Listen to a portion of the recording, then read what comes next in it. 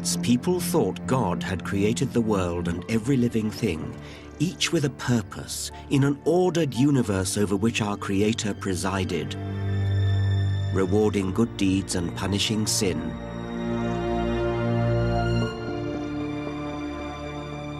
Charles Darwin's theory of evolution by natural selection blew a hole in this comfortable explanation of life and faced us with a blindingly obvious yet disturbing truth.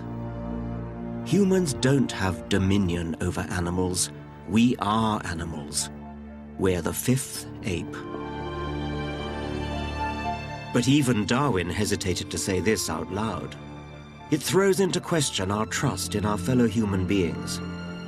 Are our morals and manners just a veneer? Since a struggle for existence drives evolution, why don't we humans run an entirely dog-eat-dog world? How about genocide and ethnic cleansing? Are they some kind of survival strategy? In this program, I want to confront the issue that Darwin skirted around in The Origin of Species, the evolution of human beings. I want to ask what it means for us to be evolved. The question is more urgent than ever.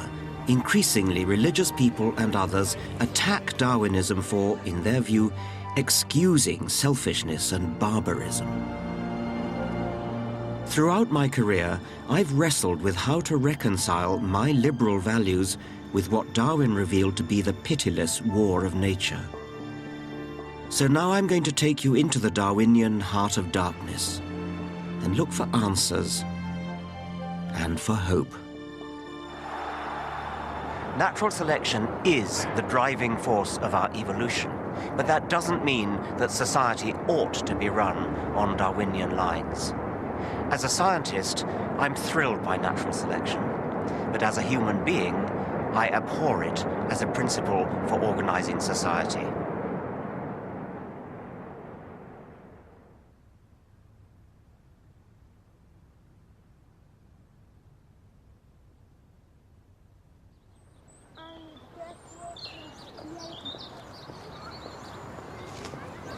Evolution by natural selection is a very simple idea.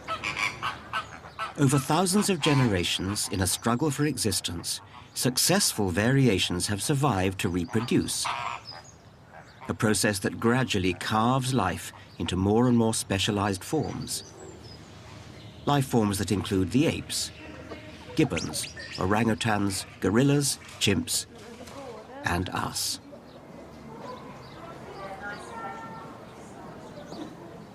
Here at London Zoo, back in the 1830s, the arrival of the first apes outraged polite society. Queen Victoria, for one, found them painfully and disagreeably human. But another visitor was spellbound. The young Charles Darwin saw the unmistakable truth staring back at him from the other side of the cage. The uncanny familiarity of ape hands and the humanity we seem to glimpse in their eyes was for Darwin further evidence to support the idea of evolution, that all life was related. The African apes, he realized, were our closest evolutionary cousins.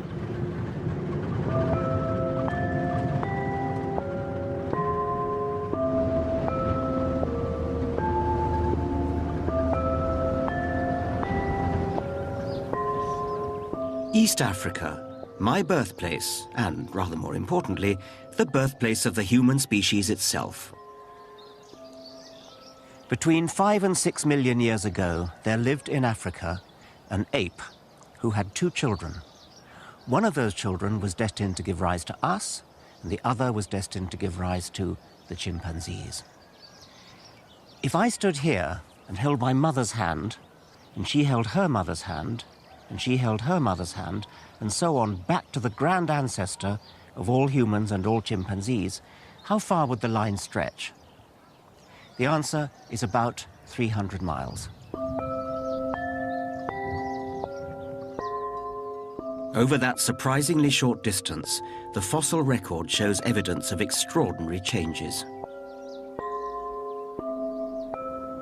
The paleontologist Richard Leakey and his family have uncovered the hard evidence in Kenya's Rift Valley. Evidence that charts the evolution of our ancient human ancestors. About 1.9 million years ago, you have skulls like this turning up now, and this is what they were calling Homo habilis. Largish brained, still got a flat big face, and probably ancestral to Homo erectus, which turns up in Africa at about 1.8 million years. This then is the ancestor to Homo sapiens. This persists for almost 1 million years, this condition, and then it gives way to something with an even larger brain, things that are much more like ourselves, these whopping great vaults. The brain has really expanded. It's much more like a modern human brain in terms of size and in terms of shape. And by the time you get to this, all of these others have disappeared from the fossil record. So there's all the major steps in the human story are in fact told in Africa. I often meet people who say to me, nobody's going to tell me I'm an ape. Is there a kind of visceral revulsion, do you think? Do you meet that as well? Yes, I do meet that, but it seems to be so misplaced because, as you know, we are the fifth ape, and we never separated from the apes. We just do things differently. I've often found it fun to go to an ape exhibit in one of the big zoos, and you can watch people looking at a group of chimpanzees, and what is very clear if you watch their facial expression, you can see that they're not so sure that that ape's like them, but they can look around and say, yeah, there's a similarity between the person on the other side of the cage. We are closer to chimps, African chimps, than a horse is to an ass. Horses and asses put together produce offspring. Wow, says everybody. Are you? Yeah, I am.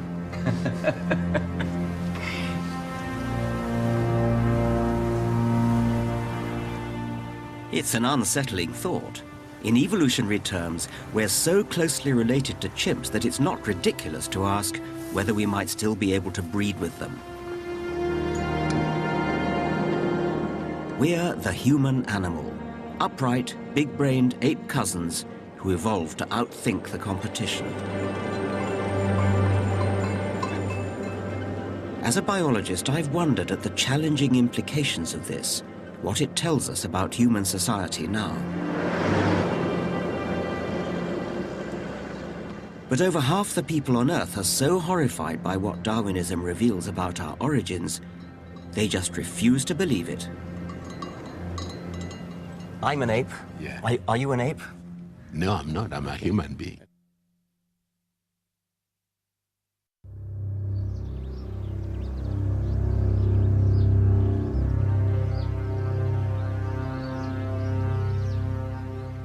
I'm on a journey exploring the dark side of Darwinism. I want to confront what it means for us to have evolved in nature's brutal struggle. Why should the fifth ape love thy neighbor? The thought of our animal origins can upset people. Read The Origin of Species, Darwin's masterpiece that set out his theory of evolution, and you will find only a handful of passing references to human origins. That man was made in God's image, having dominion over the animals, defined what it meant to be human. So, discussing human evolution was just too risky.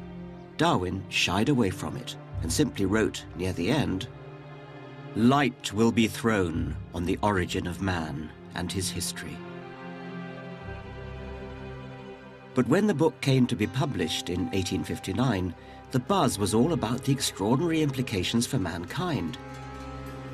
Were we just beasts in fancy dress? Evolution became known as the monkey theory. The row has not gone away. In Kenya, the cradle of mankind, religious groups are trying to block the opening of the National Museum's exhibit of human fossils. The fossil record of human ancestry has a particular fascination. To me, these are far more precious than the crown jewels. This is the Turkana boy, Homo erectus, 1.5 million years old, the most complete ancient human skeleton ever found. It's one of the most precious relics in any museum anywhere in the world. It would be an enormous pity if there were any pressure not to allow it to be seen.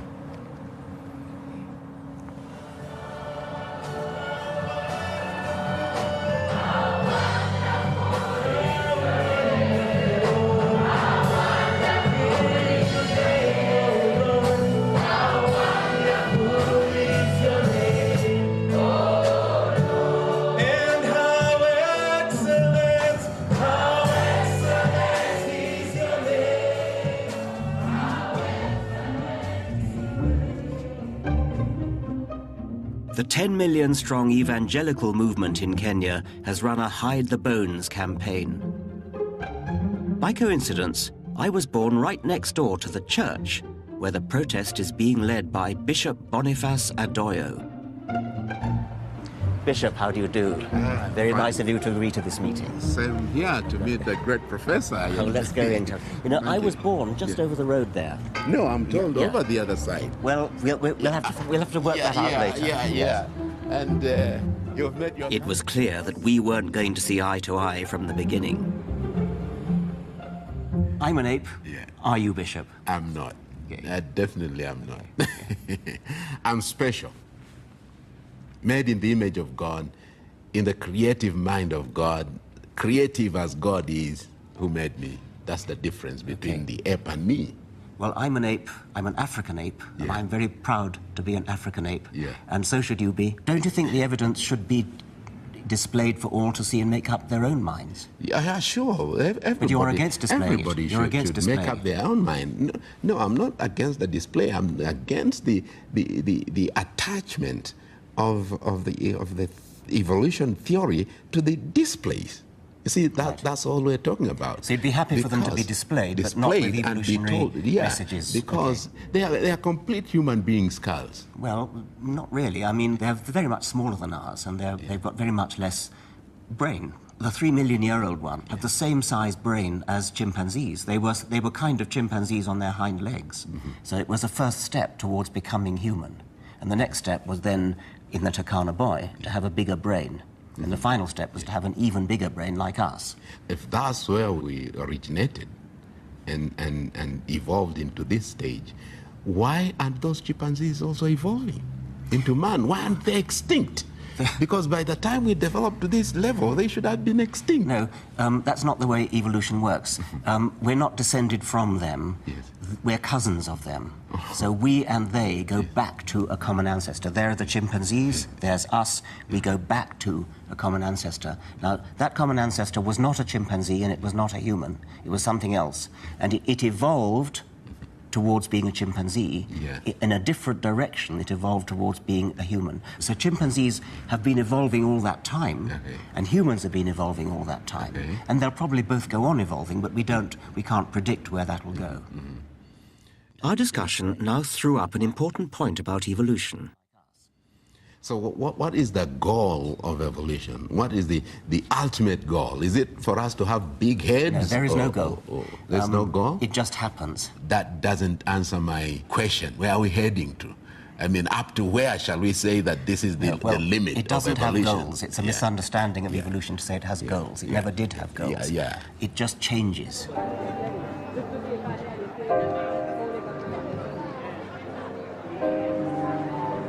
This is crucial. To understand evolution by natural selection, you have to grasp that it is not a grand scheme with goals. It's a harsh, unguided process which simply favors those that are most successful at passing on their genes. It has no morality or purpose. And we humans are just one of its products.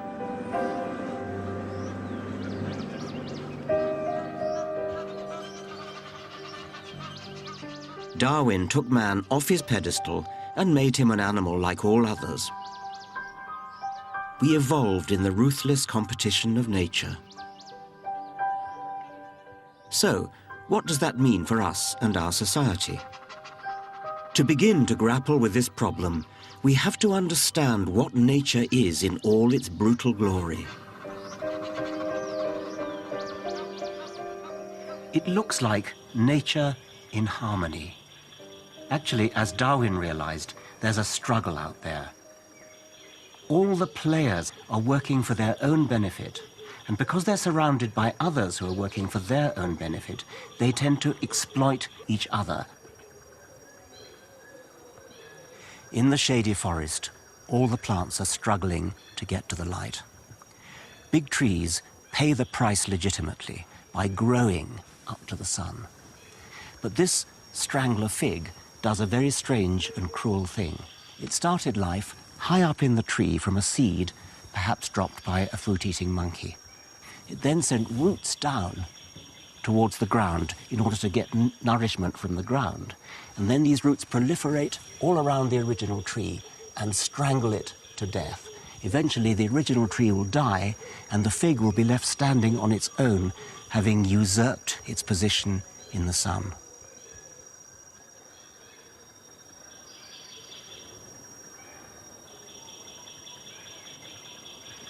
The bitter struggle for survival in nature has been the dynamic force that has driven the evolution of life.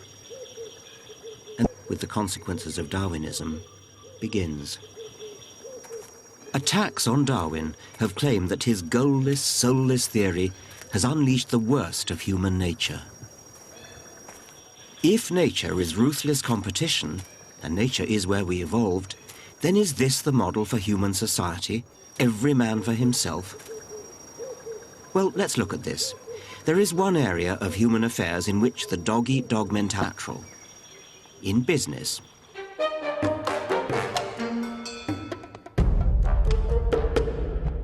Certain elements of business have always loved what they perceive as Darwin's message. The strong must survive, the weak perish. Here is apparent justification for unrestrained capitalism and denying help to the poor. Several of the great entrepreneurs of the early 20th century, the so-called robber barons like the oil tycoon John D. Rockefeller, were unashamed social Darwinists. They believed human progress would be delivered by modeling business and society on nature, on the unceasing struggle of the jungle. Today, the giants of the oil industry stand as monuments to Rockefeller, the architect of our business age. Social Darwinism is still with us. In the 1990s, the American energy company Enron ran a kind of nasty Darwinian experiment, lining up 15% of the least fit of their workforce to be fired each year. It didn't end well. Enron selected not necessarily the best, but the most ruthless individuals who turned a blind eye to the widespread fraud that brought the company down in scandal. Ken Lang, Chairman and Chief Executive Officer, Enron. I've come to a convention of entrepreneurs in London to observe today's business animal up close. My best friend is a money broker in the city and has more money and knows what to do with, and he's offered me whatever I need. Okay, one thing's confusing me, and that is why you're here. Mark, good presentation. I suppose I should put my cards on the table. I don't like the recruitment industry generally. For a very long time, people have noticed the similarities between economic systems and biological systems, and particularly the notion of competition in both systems. When businesses compete, we can think of them as designs. So you might have a design for a bank, a way to run a bank. And each of the banks along the high street will have a slightly different way of running a bank, a different design. And the evolutionary competition it's a competition for you walking down the high street to determine which bank will serve you best, which design suits your needs better than the others. So are we looking at corporate apes fighting for supremacy without compassion, teeth bared? I wonder if it's more posturing than reality. Do you think there's a risk of overdoing the Darwinian analogy? Yes, very much so. The press loves to play up company CEOs and entrepreneurs as these heroes, and in many ways they are. They work incredibly hard, make great sacrifices. But the myth is that they were these great visionaries, these people who could predict the future and drive an organization toward that future. The reality is economic systems, just like biological systems, are hugely complex. And being able to predict what's going to happen in the long term is extraordinarily difficult or even impossible. And what some companies do is, rather than try to outguess where the market is going, they'll create some notion of variety within their company and then let the market choose, let customers decide which products and services they like best. So these legendary moguls who emerge, I mean, is it sort of luck that they're the ones who they just happen to get it right, and with hindsight you can say that they got it right, but that's all, it's just hindsight? Well, not to take away from the talent that these individuals may have, but if you imagine a room full of people flipping coins, if the room's big enough, one of them is going to get 10 heads in a row. And then if you ask that person, what did you do? They'll say, well, I'm an expert coin flipper. I got my wrist just right. And we see the same thing in business. So Darwinism in business seems to be little more than a metaphor, an analogy. It certainly doesn't provide a straightforward natural law for economic progress, as social Darwinists used to argue. But can Darwinism be applied to other areas of human affairs? What about taking back the reins of our own evolution? Don't copy nature, but control it. Speed up the elimination process. Once they have been born, defectives are happier and more useful in these institutions than when at large. But it would have been better by far if they had never been born. It's been tried before. The eugenics movement of the early 20th century aimed to stop the weak procreating through compulsory sterilization of the unfit. Eugenics seeks to apply the known laws of heredity so as to prevent the degeneration of the race and improve its inborn qualities. Here was a slippery slope down to a nightmare. At its worst, eugenics became a dark tribal vision, ultimately used to justify ethnic genocide in Nazi Germany, with horrific echoes in Bosnia and Rwanda. I feel strongly that the barbarism that was the culmination of eugenics in the 20th century was atrocious. But it's important to say eugenics is not Darwinism. Eugenics is not a version of natural selection. Hitler, despite popular legend, was not a Darwinist. Every farmer, horticulturalist or pigeon fancier knew how to breed for desired outcomes. Eugenicists like Hitler borrowed from breeders. What Darwin uniquely realized was that nature can play the role of breeder. Darwin has been wrongly tainted. I've always hated how Darwin is wheeled out to justify cutthroat business competition, racism and right-wing politics.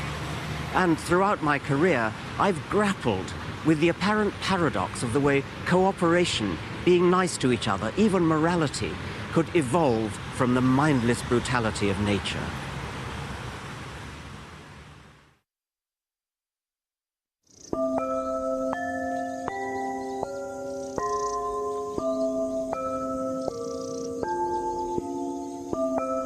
Charles Darwin argued in Origin of Species that evolution of life on Earth had been driven by a brutal struggle for existence.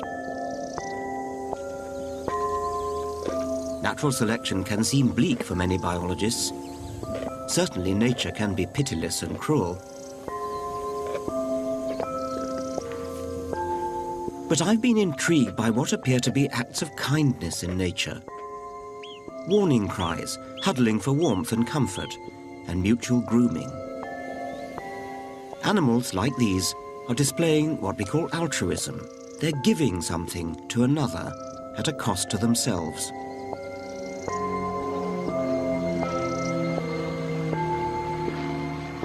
The question I've grappled with as a biologist is why?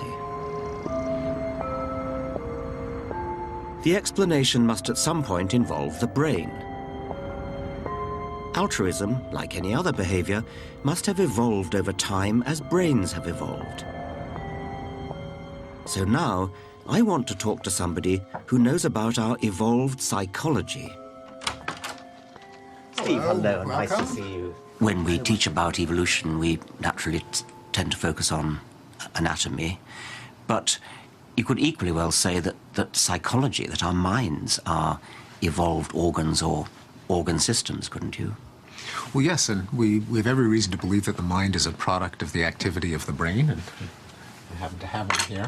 And it's clear that the brain is an organ. It's got an evolutionary history. All of the parts in the human brain you can find in the brain of chimpanzee and other mammals.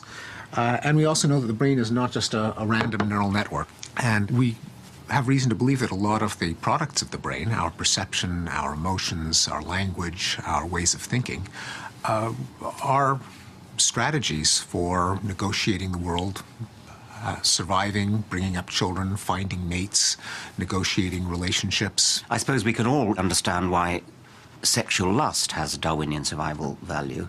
And are you now saying that the mechanisms for guilt, trust, that those are a bit like lusts? I mean, there's a lust to trust, or is that not a... Indeed. I mean, there are... and people have... no problem accepting Darwinian explanations for emotions that are triggered by the physical world. Fear of heights and snakes and spiders and the dark and deep water. Disgust at bodily secretions that might be carrying parasites or rotting meat and so on.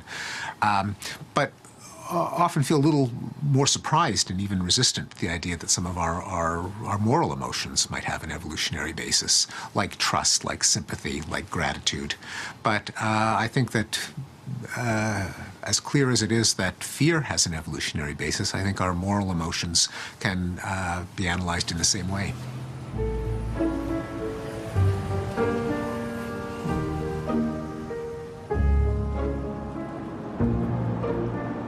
I think Steven Pinker is right, and that we do have an evolved morality.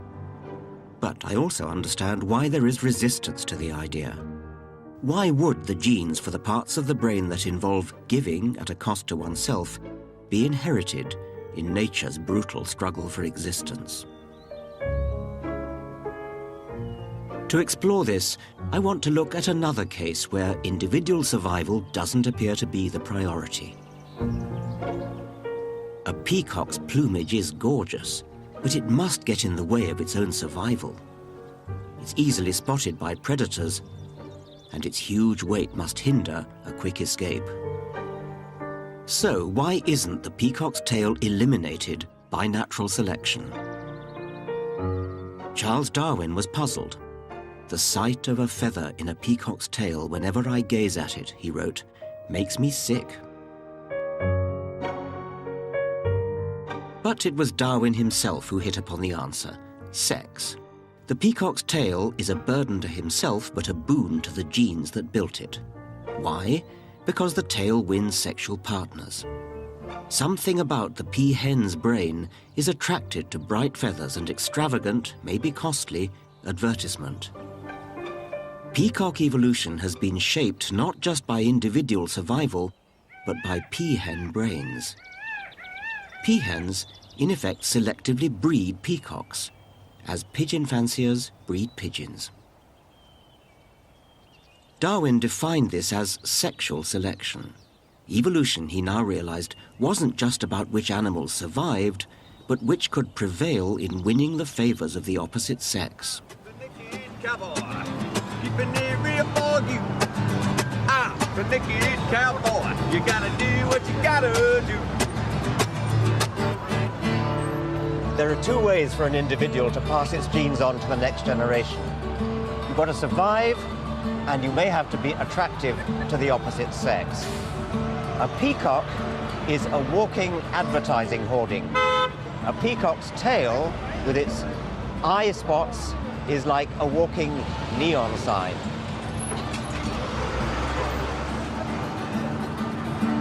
Here in America, I'm looking into an unexpected way in which women could be said to be practicing a form of selective breeding.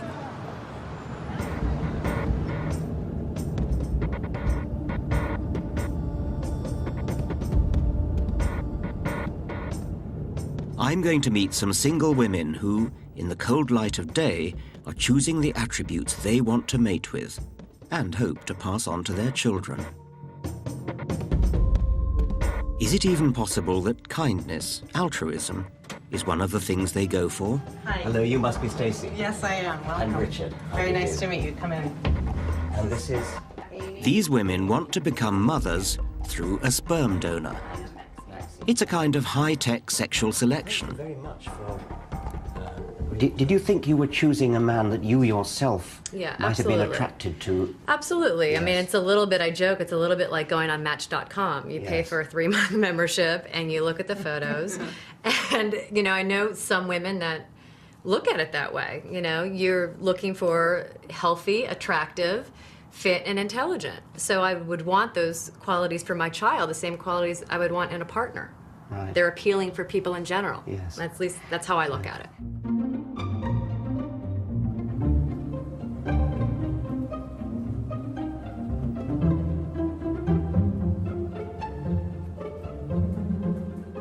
For the women's potential partners, partners whom they never meet, the process begins here. Down here we have the donor rooms where, you know, they can do their thing.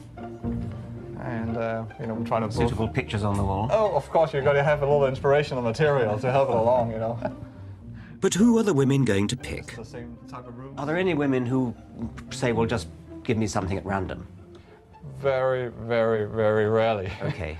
Tell me a woman that has walked into a shoe shop and said, just give me whatever you have. That doesn't happen, you know. No, that's right. Yeah. But I mean, I'm interested anything you buy, because... you spend time on your That's decision. right, of course. But Yeah. I mean, we kind of in our society pay lip service to the idea that there's something taboo about eugenic choice. Yeah. And so you might think that the women might, as it were, go along with that and say, well, I don't approve of eugenics, so it's America. It's a society of consultation and consumerism. People are used to, you go online, you buy products, you ask questions about the products. And, donors have to provide full and intimate details of all aspects of their life. Shoe size and allergies and skin tone, if you tan easily. There's one that caught my eye. 6'1", hazel eyes, curly brown hair. Favorite pet dog? Favorite pet. If he's a smoker. Likes James Bond. He likes the Aston Martin. He likes jazz music. But I want to return to the enigma of altruism. Is it possible that among the qualities women want in a sperm donor is niceness, kindness? I'm interested in this donor because he explained that someone in his family had difficulty getting pregnant, and so it was important to him to be able to help others who were in need of assistance in that area. So I liked that. What's fascinating is that the women don't just want the obvious alpha male qualities. You know, there's so many things that goes into it than just looks or intelligence. One of the donors that have been really popular is actually the nicest guy. And I don't know how you put that in a formal, but he's the nicest guy. Yes. He's not the smartest guy. Yeah. He's not the best looking guy. So how do they know? How do they know he's the nicest guy? From his... He's actually written a really good extended profile about himself. So I've actually met the guy. That I can tell you the profile actually checks out. He is a really nice guy.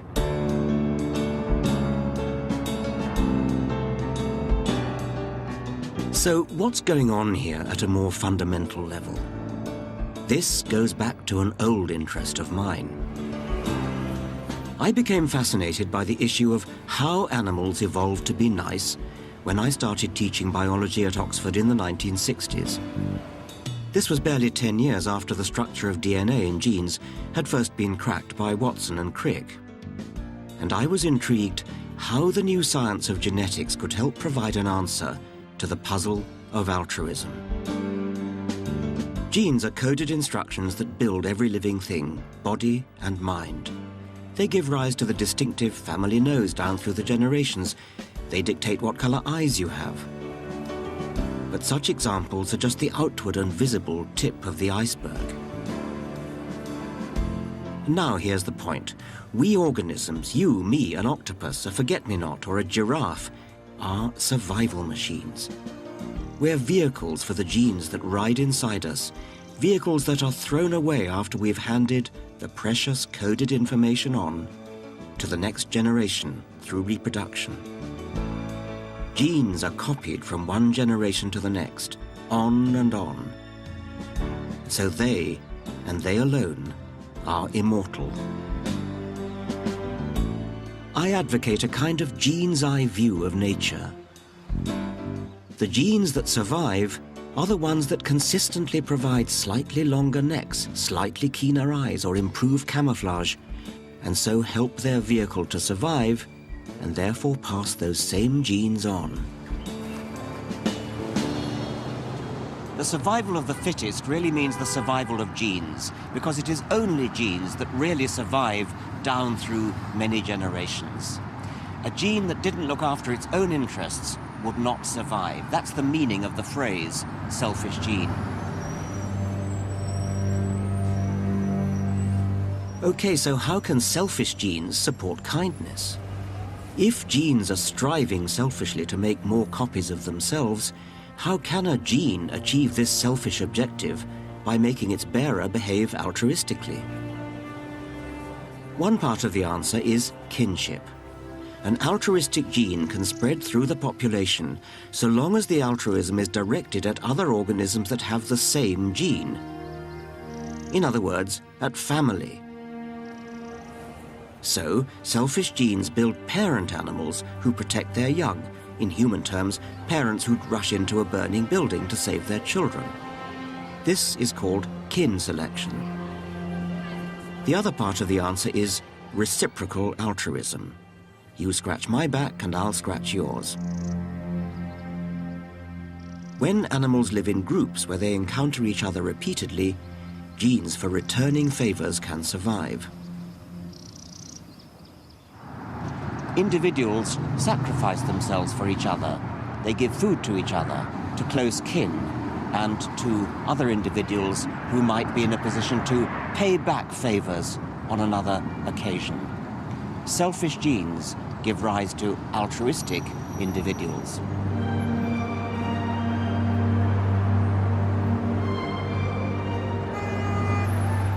In the 70s, I wrote a book bringing these ideas together, called The Selfish Gene. The idea that altruism ultimately boils down to a survival game for genes raised hackles, but it's now widely accepted among biologists. But it's not the end of the story. I realized there really does seem to be something odd about humans. Aren't humans rather nicer than even the theory of the selfish gene would expect? We donate to charity, give blood, weep in sympathy at the plight of complete strangers. Now, I want to explore why.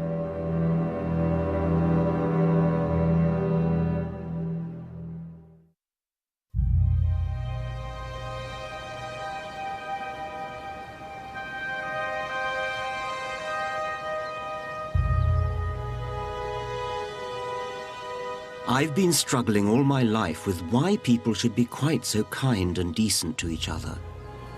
At first glance, it seems to go against the dog-eat-dog viciousness of Darwinism. To be sure, Darwinism was softened because it was in the selfish interests of genes to build altruistic animals. There are good genetic reasons for limited acts of kindness. But I can't help wondering, is this enough to explain the kindness of humans, or even chimpanzees? The Dutch primatologist Frans de Waal has been a critic of the selfish gene idea. He studies chimps. He believes that our closest living relatives exhibit empathy and moral concern that goes beyond the kin altruism and tit-for-tat of selfish genes. Let's say there's a big fight, someone loses the fight. Very often another one will go over to them, put an arm around them, try to calm them down, groom them. We call that consolation behavior, and actually that's common enough that you can collect data on it. De Waal has accused my work of promoting what he's labeled veneer theory. The idea that morals are a thin veneer on top of the inherent nastiness of our animal nature.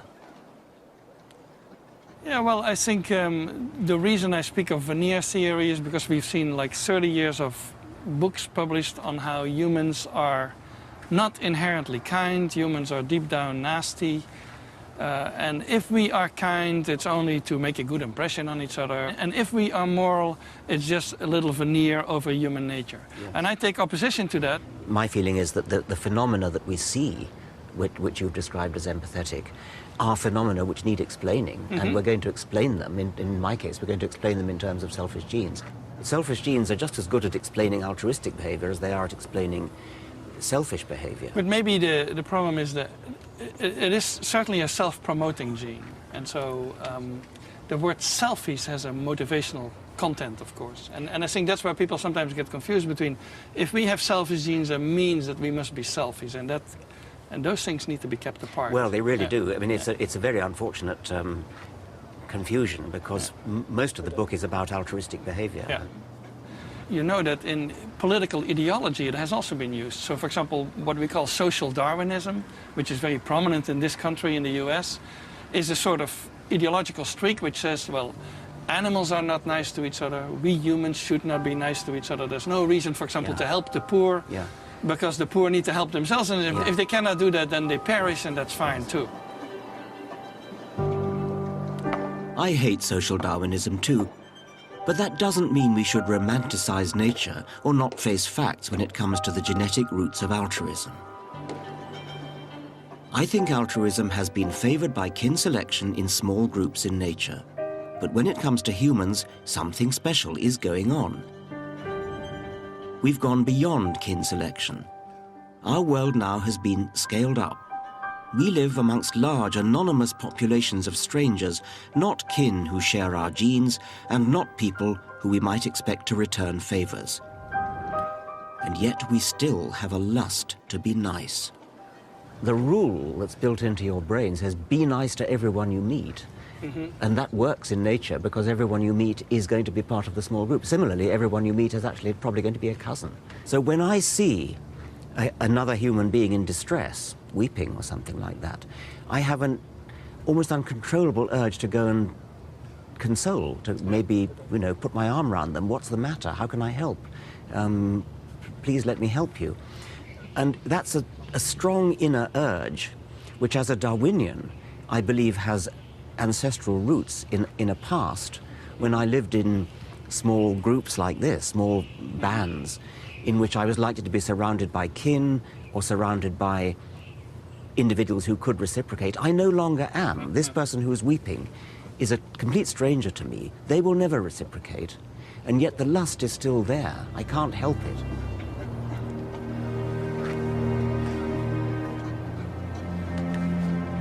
She lost it. She got it last time. I got another one. Keep her. Oh, brilliant.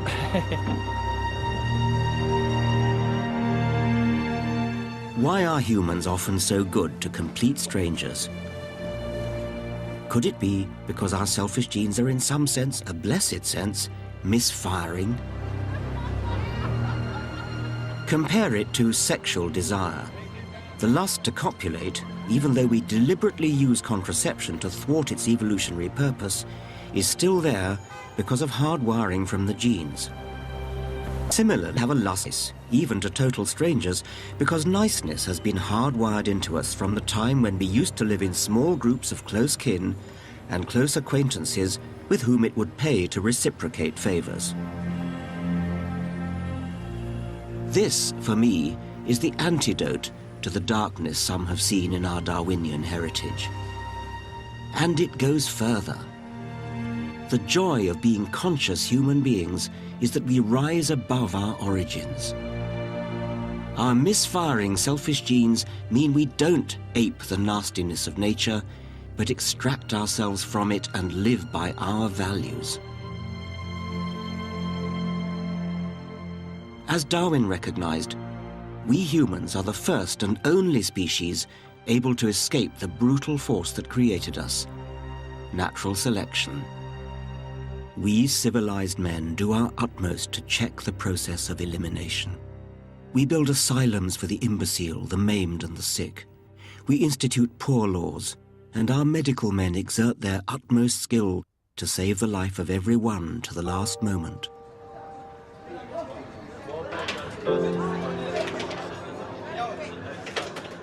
This is the 999 Club in London's East End. It takes in the less fortunate, alcoholics, drug addicts and the homeless, providing them with tea and hot meals. Such altruism is, I believe, among the pinnacles of human civilization. We care for the most vulnerable in our society. We look after the sick. We give welfare to the needy. Because I feel, which I've always felt, that they need something hot to warm them up. You know, when they've been out all night sleeping and they've got no, you know, and they've got no warmth in their bodies. And I just think if we only have a cup of soup. And what makes you feel the need to be so nice and so good? Well, I was a war child, so we never had a lot of food, and that's why I've always tried to look after these best I can. You know, and I think, well, if they're hungry, I'll feed them. So you felt hungry as a child, so yes. You felt, I don't want that to happen to other people. No, that's it. That's how I felt. We can empathise. We can imagine how it is for others. A society run on crude Darwinian lines would be a ruthless, merciless place. Fortunately, natural selection gave us big brains. With those big brains, we can plan a gentler society, the sort of society in which we would want to live.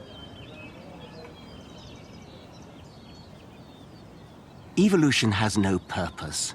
There's no benevolence there, no forward planning. Some people find that disturbing, but there is a better way to think about it. We, alone on Earth, have evolved to the extraordinary point where we can understand the selfish genes that shaped us. They are not models for how to behave, but the opposite. Because we are conscious of these forces, we can work towards taming them. Through kindness and morality, modern medicine, charity, even paying our taxes, we can overthrow the tyranny of natural selection. Our evolved brains empower us to rebel against our selfish genes.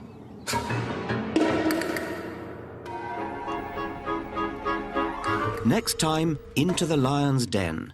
Today's religious backlash against Darwin. The ever more elaborate strategies to deny the evidence of evolution, and how Darwin himself struggled with the implications of his own theory.